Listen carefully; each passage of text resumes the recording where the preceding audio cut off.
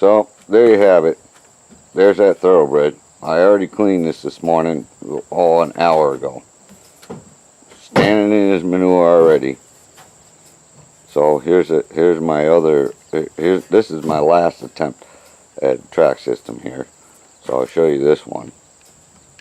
Coming out of the running shed, you see how this goes out, and see down through here. This used to be a heavily poop area that the horses used to use, and what I did was cuff a lot of the grass off of here, and I can drag this pretty easily.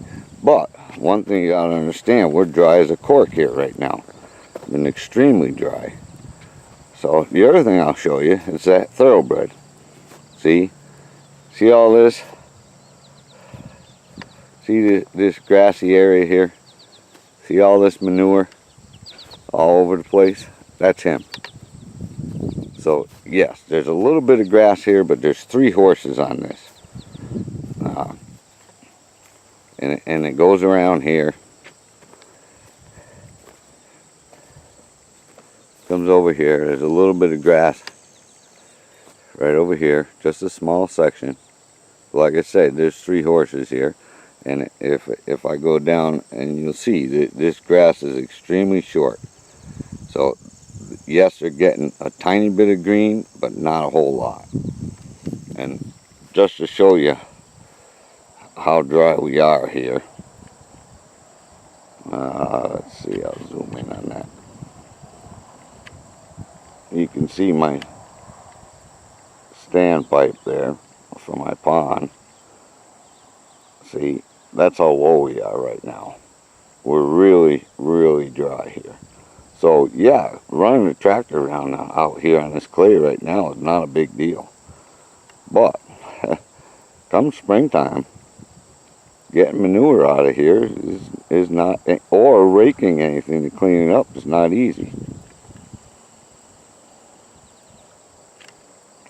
So, and I just kind of leave this like this to keep them from eating the grass. Once in a while I'll rake this down, but primarily it's I don't want to eat much grass. So one thing I do have here is a small pond, which, you know, because of like I say, low water situations, I always want to make sure I got access to water for my horses, just in case I'm not around. So every area here has access to a pond. So I'll show you. See, this goes around up, right up there, up to that feeding area, and I'll take you up there. But you see on the right, we got a little bit of grass area, but that was always a poop area. Sure, they're eating off some of that, but like I say, if you've got really bad cases of laminitis, what you need is bare dirt inside and outside the fence. So yes, this is easy to clean now, and I can drag this and pick it up. But come springtime, you're not getting out here on a tractor. So, and I'll show you why this works pretty good, because I really only have 2 areas that I need to clean, and that's up where they feed and at the run-in. So I can get to the run-in area with the tractor in the springtime, and I have road access up there. But this track system right here is actually one I had before, but without that feeding area up on top. See, this track system used to go up and then around that other outside pasture over there, which that didn't work out very good. It was too wet and a lot of work. The other thing I'll talk about is feeding stations. So yes, these guys are getting fed around bale. And you certainly could put feeding stations up through here, which would keep like that thoroughbred from standing in one area too much. The thing is, you got time. If you got to go out and down through here and feed individual stations every day, you got time. So time is a big factor to consider.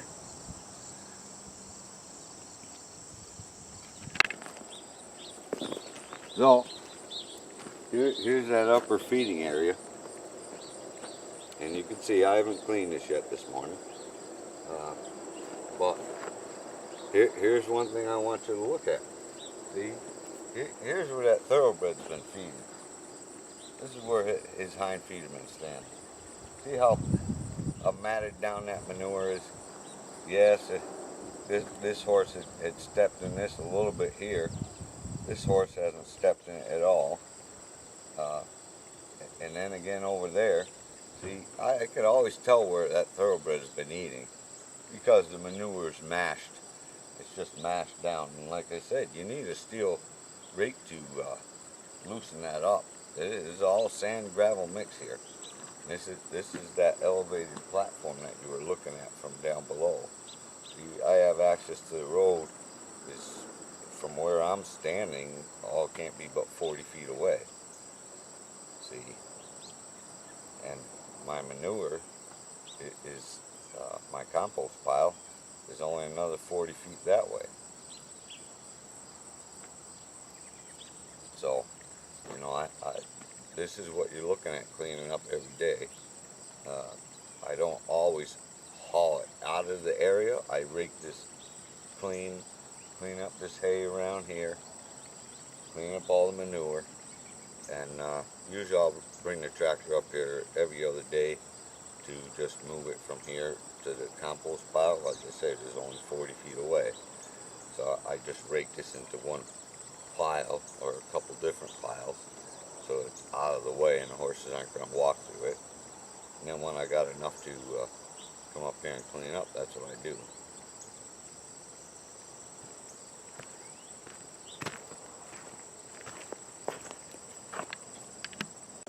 So here's a look at that roadway that goes down through. You notice that this is all pitched to the left so that the water will actually drains down around this embankment here and over towards my first small pond. And then you see where those tires are, that it's that's just there for water diversion so that I don't get an extreme amount of water flowing all the way down that roadway. It pushes it over to the next pond on the left. So there's a few things I'd like to say here in closing.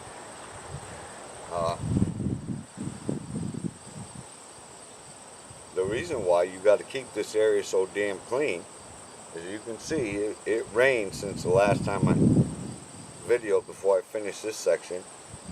It rained, and I raked up the area around this feeder. See, even that little bit of hay that's in there in the softer ground, it allows that thoroughbred to urinate here.